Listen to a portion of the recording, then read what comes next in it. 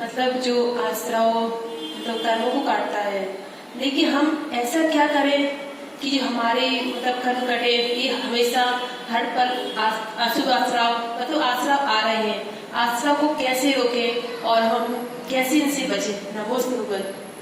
ओम नमः शिवाय।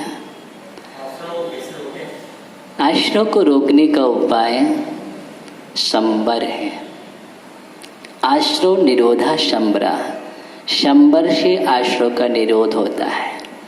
शंबर के कारण सगुप्ति समिति धर्मानुप्रेक्षा परिसजय चारित्र्य है। गुप्ति समिति धर्म अनुप्रेक्षा परिसजय चारित्र्य, इन कारणों में अगर हम लगे रहेंगे तो आपके जीवन में आश्रव नहीं होगा। अब रही अशुभ आश्रव की बात है, तो अशुभ आश्रव का निरोध शुभ में जाने से होता है।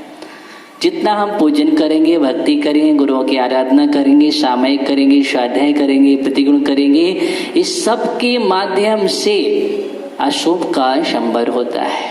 किसका? अशुभ का संबर होता है।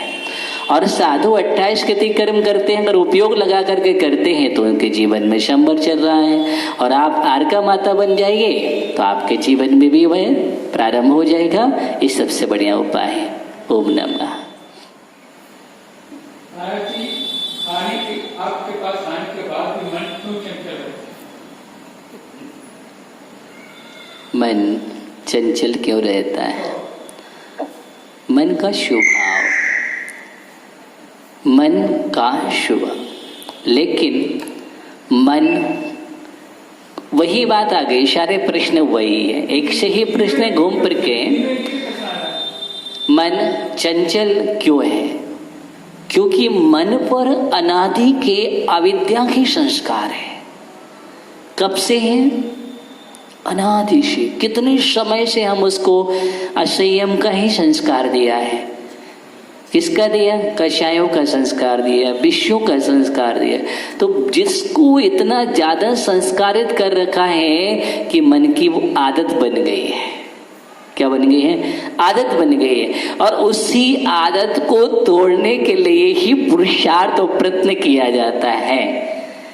जितना भी कर्तव्य है, स्वाध्याय है, तत्व चिंतन है, मंथन है, मनन है, तत्व चर्चा है, सामयिक है, भक्ति है, पूजन है, ये सब क्या है? मन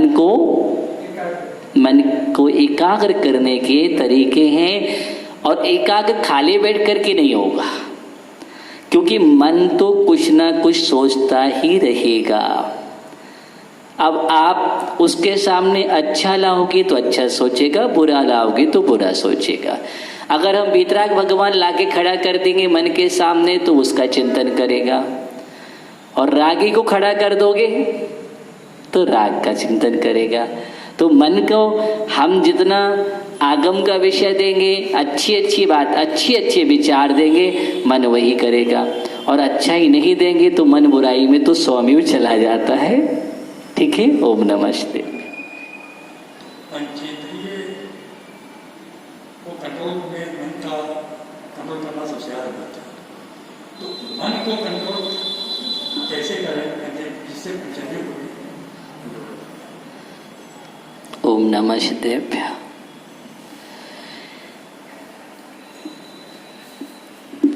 मन पर अनुशासन कैसे किया जाए?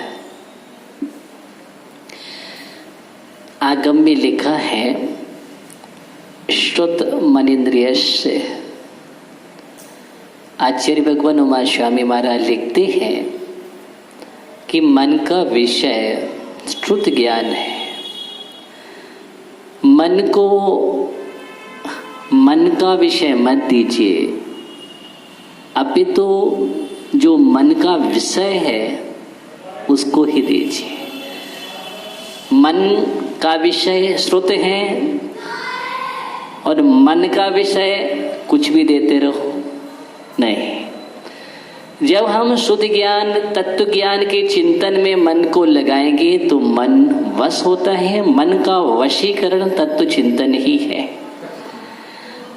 मन को विषय हम जितना देते जाएंगे, आगम का स्वाध्याय में जितना हम कीड़ा करेंगे, उसको लगाएंगे, उतना ही मन वश में होता है और उसका कोई उपाय नहीं है। इसलिए स्वाध्याय के मनन से मन हाथ आता। स्वाध्याय का जितना मनन करोगे मन उतना ही हमारे पास होगा, अनुशासन होगा, संयमित रहेगा, नियंत्रित रहेगा। ओम नमः।